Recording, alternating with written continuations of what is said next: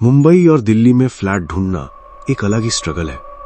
Broker का commission, security deposit, advance rent, और फिर भी मिलता क्या है? एक छोटा सा कमरा जिसमें खिड़की भी ढंग की नहीं होती। इसलिए जब कोई फ्लैट बहुत सस्ते में मिल जाए, अच्छी लोकेशन पे, बड़ा सा, फर्निश्ड, तो इंसान के अंदर एक खुशी आती है।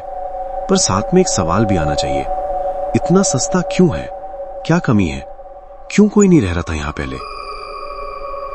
पर हम ये सवाल नहीं पूछते, हम बस खुश हो जाते हैं कि डील अच्छी मिल गई। और यही सबसे बड़ी गलती होती है। आज की कहानी एक ऐसे ही लड़के की है जिसे मुंबई में सपनों का घर मिला, बहुत सस्ता, बहुत बड़ा। पर उस घर के मास्टर बेडरूम में एक अटैच्ड बाथरूम था जो 5 साल से बंद था। और जब उसने जानना चाहा कि अंदर क्या है, तब तक बहुत देर हो चुकी थी। मेरा नाम करण मल्होत्रा है, उम्र 26 साल। मैं जयपुर से मुंबई आया था एक एमएनसी में जॉब के लिए। सैलरी ठीक थी, पर मुंबई की रेंट देख के आंखें फट गईं। अंधेरी में एक कमरे का किराया 22,000, बांद्रा में 35,000। मैं पागल हो गया था सोच सोच के। मेरे ऑफिस के पास गोरेगांव में फ्लैट्स और भी महंगे थे। मैं डेस्परेट था। तब मेरा एक कलीग विशाल ने मुझे एक ब्रोकर का नंबर दिया। बोला, ये पांडे जी हैं, थोड़े अजीब हैं, पर कभी कभी अच्छे डील्स निकाल देते हैं। मैंने पांडे जी को कॉल किया। उन्होंने मुझे एक दिन बाद एक एड्रेस भेजा। मलाड वेस्ट में एक सोसाइटी थी, पुरानी थी पर मेंटेन्ड थी। 5th फ्लोर पे एक 2 BHK फ्लैट था। जब मैं अंदर गया तो मेरा मुंह खुला रह गया। फ्लैट बहुत बड़ा था, फर्निश था, एसी थे, मॉड्यूलर किचन थी, बैल्कनी से अच्छा व्यू था, और रेंट सिर्फ 12,000 रुपए महीना।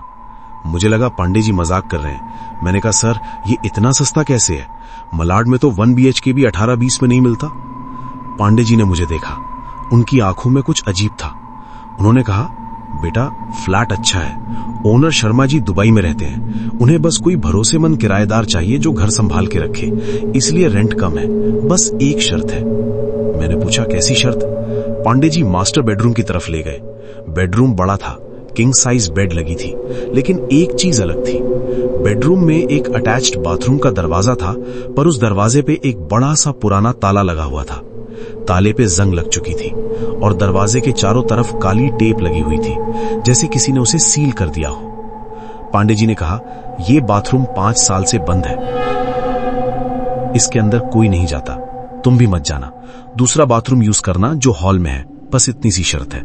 इस बाथरूम को कभी मत खोलना। मैंने सोचा प्लम्बिंग इश्यू होगा, लीकेज होगी, शायद रिपेयर करने में बहुत पैसा लगता हो, इसलिए बंद कर दिया। मैंने हाँ बोल दिया, अग्रीमेंट साइन किया और अगले हफ्ते शिफ्ट हो गया। पहले 2 हफ्ते सब नॉर्मल रहा, पर तीसरे हफ्ते से कुछ अजीब होना शुरू हुआ। हर रात करीब 2 या 3 बजे मुझे एक आवाज सुनाई देती थी, पानी की आवाज, जैसे कोई नल्ला बह रहा हो या फ्लश चल रहा हो। ये आवाज मास्टर बेडरूम के उस बंद बाथरूम की तरफ से आ रही थी। पर एक रात मैंने नोटिस किया कि उस बंद बाथरूम के दरवाजे के नीचे से हल्का सा पानी बाहर आ रहा है। पानी साफ नहीं था, थोड़ा सा लाल रंग लिए हुए था। मैंने तुरंत पांडे जी को कॉल किया।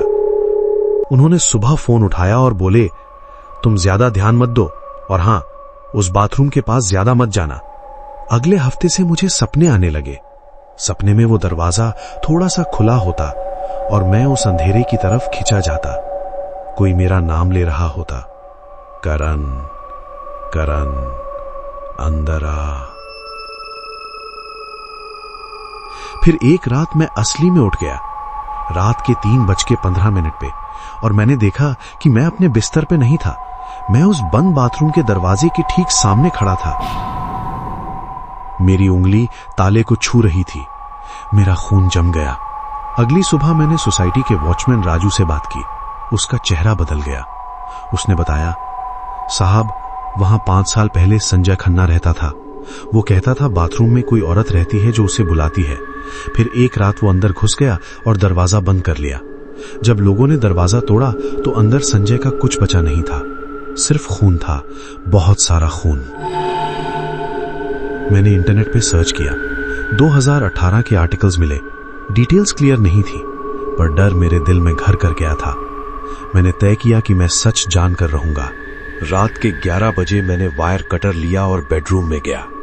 दरवाजे के नीचे से अजीब सी पुरानी स्मेल आ रही थी। मैंने ताला काटा, ताला गिरा और दरवाजा धक्का देकर खोल दिया। अंदर घुप अंधेरा था। फ्लैशलाइट जलाई और एक कदम अंदर रखा। वॉश बेसिन के नीचे पाइप वाली जगह पर एक बड़ा सा काला ढेर था और उस ढेर में से कुछ बाहर निकल रहा था। एक हाथ, बहुत लंबा, अजीब सा मुड़ा हुआ। वो हाथ पाइप के अंदर से बाहर आ रहा था, धीरे धीरे, जैसे कोई उस नाली के अंदर से बाहर आ रहा हो। जमीन पर लाल रंग का पानी था और उस पानी में छोटी छोटी अजीब चीजें तैर रही थीं। तभी उस पाइप के अंदर से एक और चीज बाहर आई। एक सर, औरत का सर। बाल गीले थे, आंखें पूरी काली थीं और उस सर ने मेरी तरफ देखा और मुस्कुराई। उसके दांत दिखाई नहीं दे रहे थे, सिर्फ एक गहरा अंधेरा सा था। उसने अपना मुंह खोला और वो आवाज निकली जो मैं हर सपने में सुनता था। करण, अंदर आ, बहुत दिन से इंतजार है, अंदर आ। मेरी चीख निकल रही। मैंने दरवाजा बंद किया पर वो खुद से खुल गया। अंधेरे में से वो चीज बाहर आने लगी। पहले वो हाथ, फिर कंधे, फिर वो काला सर। वो चीज जमीन पर घिसटते हुए आ रही थी। उसका कोई पैर नहीं था, वो सिर्फ आधी नजर आ रही थी। ऊपर से औरत, नीचे से एक काला और अजीब सा धुंधला हिस्सा।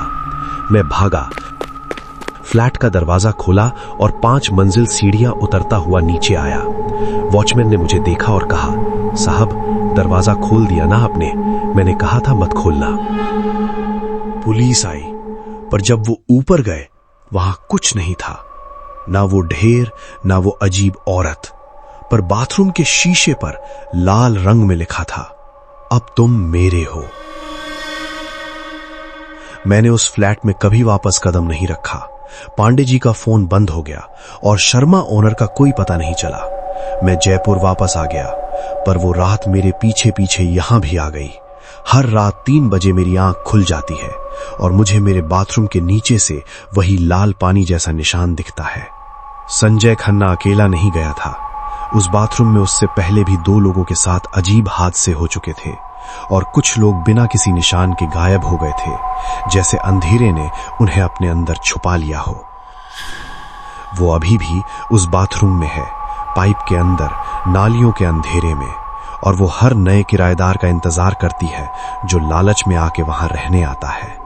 तो अगली बार अगर तुम्हें कोई फ्लैट बहुत सस्ते में मिले तो पहले ये पूछना कि वहां कोई कमरा बंद क्यों है, क्योंकि कुछ डील्स इसलिए सस्ती होती हैं क्योंकि उनकी असली कीमत रेंट में नहीं बल्कि सुकून में होती है।